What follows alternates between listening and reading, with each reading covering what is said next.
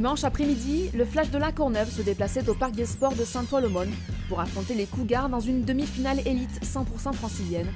Une équipe du Flash diminuée par l'absence de son running back américain Marcus Shaw, écarté du groupe suite à un comportement inacceptable à l'entraînement. Le jeu au sol était donc assuré par Laurent Marceline et Mario Dagnal. De leur côté, les Cougars se présentaient gonflés à bloc, car invaincus en saison régulière et surtout vainqueurs des Courneviens à 2 reprises. Les Saint-Oinais avaient donc à cœur de réitérer l'opération une 3e fois.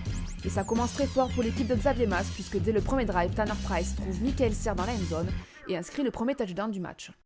Menés 7-0, les choses vont se compliquer davantage pour le Flash, car dès leur première offensive, Mario Dagnal se blesse sur cette course.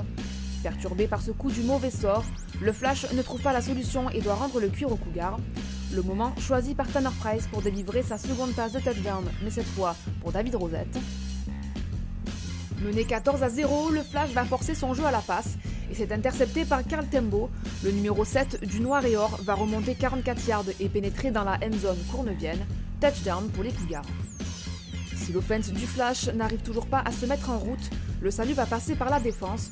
Sur cette action, Averdimisius percute Tanner Price. Le ballon part en cloche et c'est Souleymane Karamoko qui est à l'interception. Une action qui va mettre Paul Durand et son attaque sur de bons rails. Situé sur les 32 yards Saint-Oinais, le QB de l'équipe de France va trouver Yohan Roua sur une passe de 30 yards. Touchdown pour le Flash, qui se donne enfin un peu d'air avant de rentrer au vestiaire. Mais c'était sans compter un Tanner Price des grands soirs, qui va parfaitement gérer son dernier drive.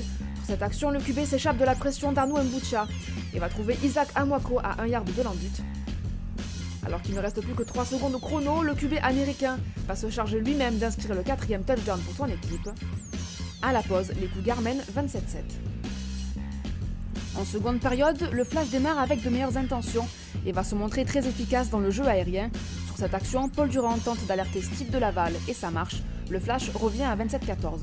Malheureusement pour l'équipe de Patrick Kark, Tanner Price est dans une forme supersonique, auteur de 218 yards à la passe, mais surtout de 175 yards au sol. Grâce à cette course virevoltante, l'ex-QB de Wake Forest permet à son équipe de faire écouler le chronomètre, mais également d'offrir une opportunité à Sébastien Torel d'ajouter 3 points supplémentaires grâce à ce field goal. Assommé mais pas abattu, le Flash va tenter de revenir au score grâce à la connexion Paul Durand-Steve de Laval qui marque son second touchdown du match. Les Cougars n'ont alors plus que 10 points d'avance, ce qui n'est pas du goût de Tanner Price qui va encore une fois trouver les ressources pour réaliser un super drive et une superbe passe à destination de David Rosette, le receveur rookie des Cougars, auteur lui aussi d'un excellent match à cette réception 112 yards et 2 touchdowns. Loïc le superbe réduira le score en fin de match pour le Flash, mais le retard est trop important. Score final 37-26 et victoire des Cougars qui décrochent pour la première fois de leur histoire une qualification pour la finale du championnat de France Élite.